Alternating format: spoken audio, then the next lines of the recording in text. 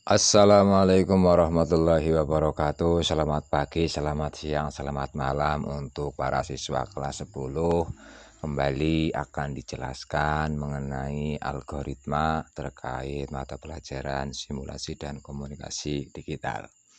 Untuk itu, mari kita mulai saja untuk pembahasan ini mengenai algoritma.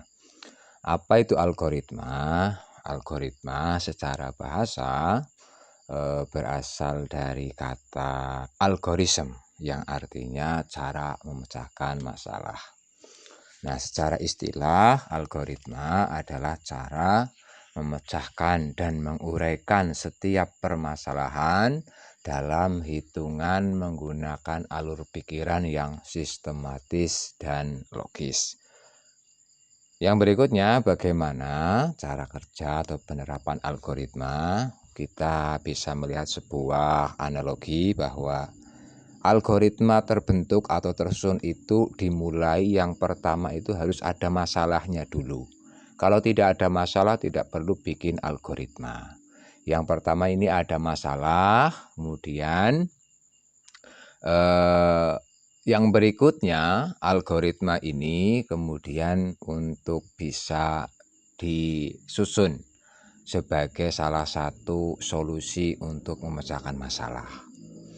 Nah, algoritma ini menjadi suatu pedoman di dalam nantinya untuk pembuatan program. Seperti itu. Kemudian yang ketiga, setelah ada masalah yang kedua ada algoritma, yang ketiga ini membuat program komputer. Jadi program komputer yang akan kita buat harus sesuai dengan algoritma yang sudah kita susun terlebih dahulu. Kemudian yang keempat adalah solusi atau cara atau pemecahan yang bagaimana yang akan dicapai. Nah, itu analogi untuk penerapan algoritma. Jadi sekali lagi, untuk membuat algoritma itu yang pertama harus ada masalahnya dulu, kemudian yang kedua baru bisa menyusun algoritma, yang ketiga baru bisa membuat satu pemecahan masalahnya dengan program komputer, dan yang keempat muncul satu solusi atau cara pemecahan masalahnya. Jadi begitu.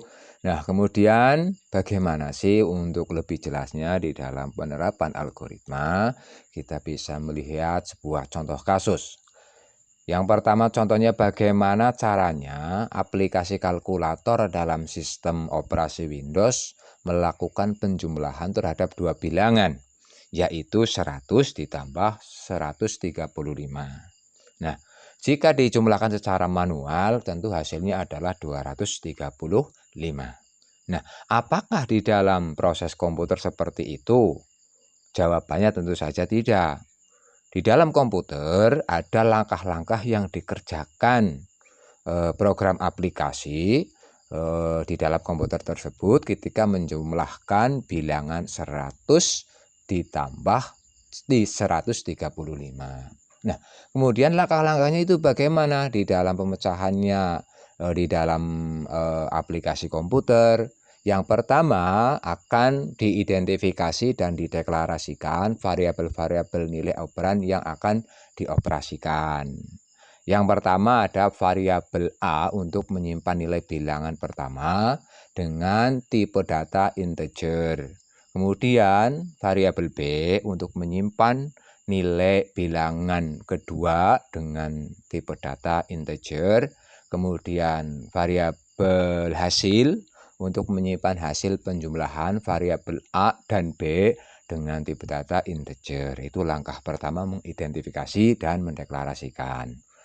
Kemudian setelahnya ada assignment atau pernyataan nilai data ke variabel. Nilai datanya A, variabel A tadi nilai datanya diberi masukan atau diberi nilai 100. Kemudian B, nilai data variabel B diberi nilai 135. Kemudian langkah yang ketiga ada melakukan proses penjumlahan.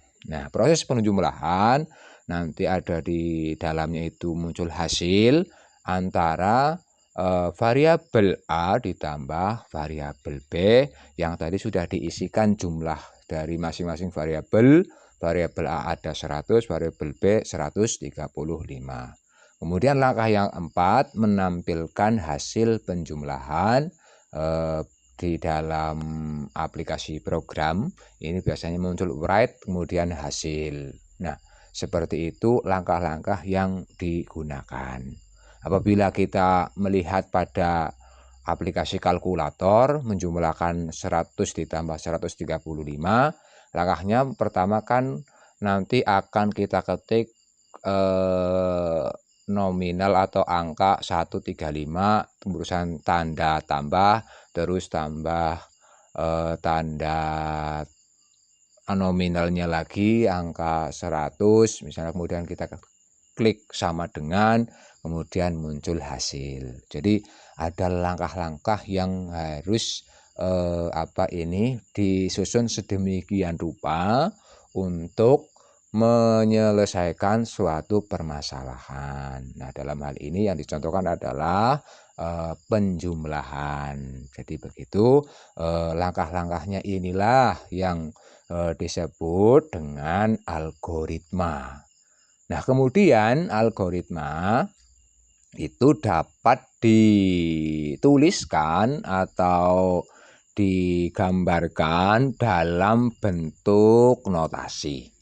Nah, jadi cara penulisan atau notasi algoritma itu ada kurang lebih 3 macam. Yang pertama itu ada menggunakan natural language atau bahasa natural atau bahasa alami.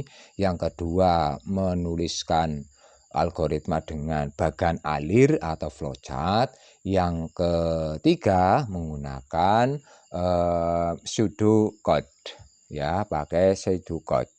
Ya, itu bagaimana nanti akan dijelaskan satu persatu pada penjelasan berikutnya. Kemudian sampai di sini dulu mengenai algoritma, penerapannya dan gambaran-gambarannya itu bagaimana di dalam penerapannya di dalam aplikasi komputer. Terima kasih atas perhatiannya. Assalamualaikum warahmatullahi wabarakatuh.